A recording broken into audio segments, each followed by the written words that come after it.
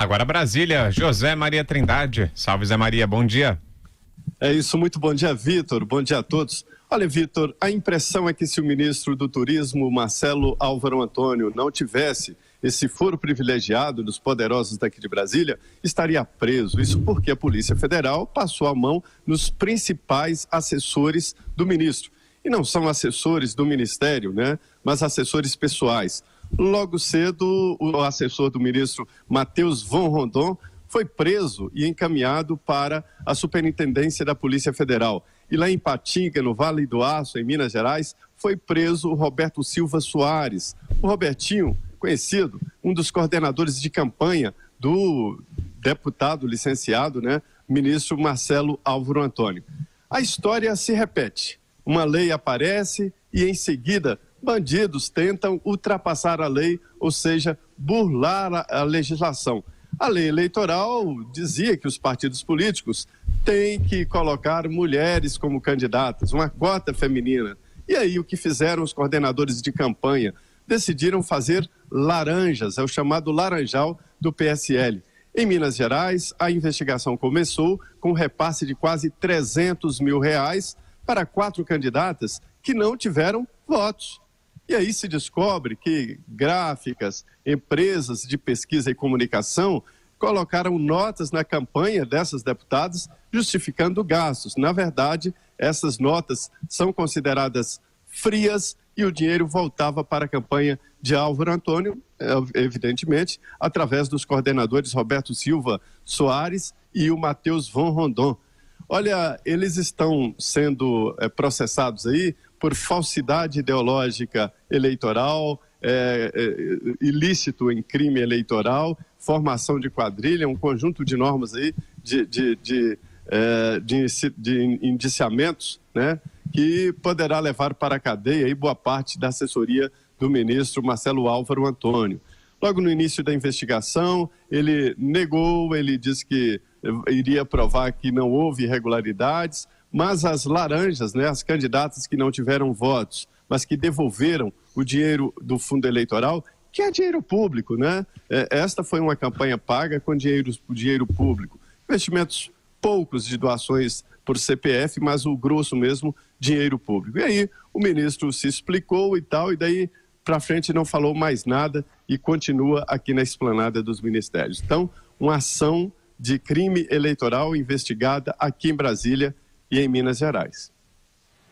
Zé Maria Josias de Souza, você não tem a impressão, Zé Maria, de que neste caso o presidente Bolsonaro dorme no ponto e pode ter que adotar por pressão uma providência que não adotou por opção, que é o afastamento desse ministro do Turismo? O ministro do PSL entrou na última hora ali como um representante do PSL na esplanada e o presidente já falou sobre o caso, disse, olha, vamos esperar um pouco mais, ele não foi nem indiciado ainda, quer dizer, o tempo da política me parece ser diferente do tempo do judiciário, né? E você disse bem, ele tem foro privilegiado, se não tivesse, a situação dele seria outra, né? O presidente não dorme no ponto aí, a seu juízo? O raciocínio inicial ali, Josias, a gente viu de que o presidente Bolsonaro não queria recuar porque a oposição pedia a demissão do ministro Marcelo Álvaro Antônio, filho de um político antigo ali, o Álvaro Antônio, que foi constituinte, vice-prefeito de Belo Horizonte. Então ele deixou passar e perdeu exatamente esse tempo.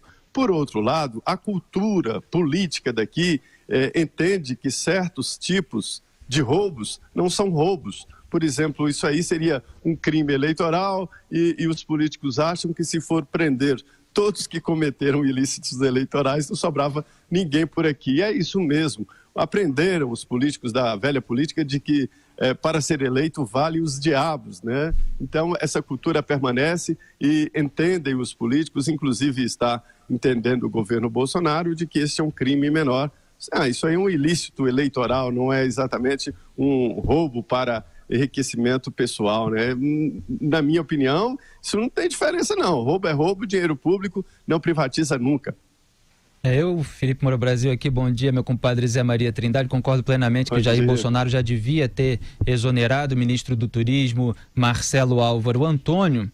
E só chama atenção para um outro ponto, é que os petistas acusavam o Sérgio Moro, atual ministro da Justiça e Segurança Pública, de proteger seus aliados. E está aí a Polícia Federal agindo com autonomia e prendendo assessor de ministro do governo integrado pelo próprio Sérgio Moro. Então é mais uma evidência, mais um exemplo de que o Sérgio Moro tem razão, em dia com a realidade, com a verdade, quando diz que a sua função como ministro é apenas garantir questões estruturais e autonomia da Polícia Federal, né, Zé Maria?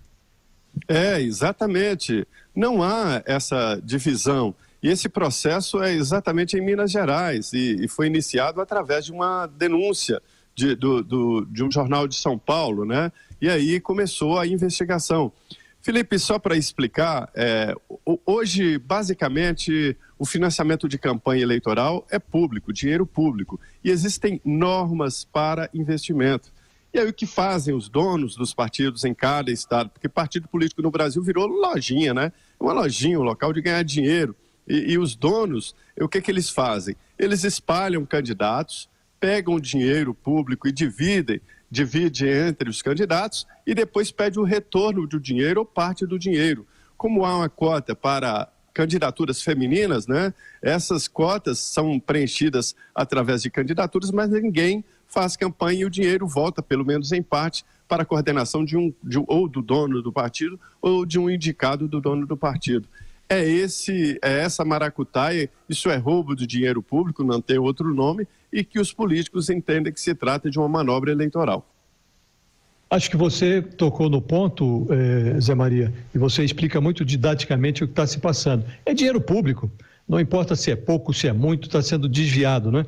Eu acho que o Felipe também tocou num ponto que é essencial. É muito bom a gente perceber que a Polícia Federal está trabalhando da forma como está trabalhando, né? E é pena que ela não possa chegar até o ministro. Esse ministro devia estar fora já e já sujeito a todas as providências que a Polícia Federal pudesse adotar em relação a ele. Eu acho que o presidente ainda está em tempo. Ele marcaria um gol se afastasse esse ministro e explicasse por que está afastando, dissesse claramente por que está afastando, porque ele disse que não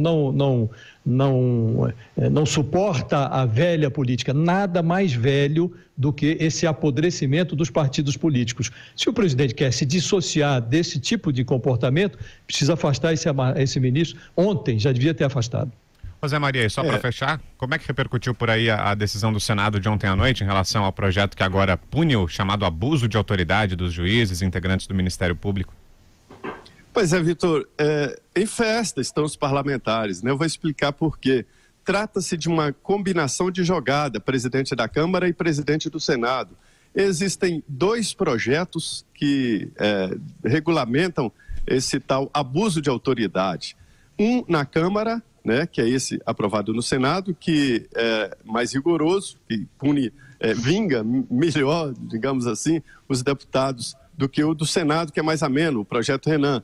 E aí o que aconteceu? O Senado amenizou o projeto da Câmara, né, trouxe mais próximo da realidade, só que agora esse assunto volta à Câmara, e a Câmara pode restabelecer aquela mordaça mais completa, o texto da Câmara dos Deputados. Josias, sobre velha política, hoje deputados estão de braços cruzados na votação da reforma da Previdência, aguardando liberação de recursos. Nada mais antigo do que isso, né? Muito triste, muito triste. A gente estava falando sobre isso mais cedo, é o submundo voltando à tona, né? No momento em que o país precisa de esforço, as pessoas mostram o seu lado mais obscuro. É uma pena isso que está acontecendo. José Maria Trindade, em Brasília. Bom dia para você. Boa quinta-feira por aí, Zé. Um abração. Muito bom dia, Abraão. Bom dia a todos.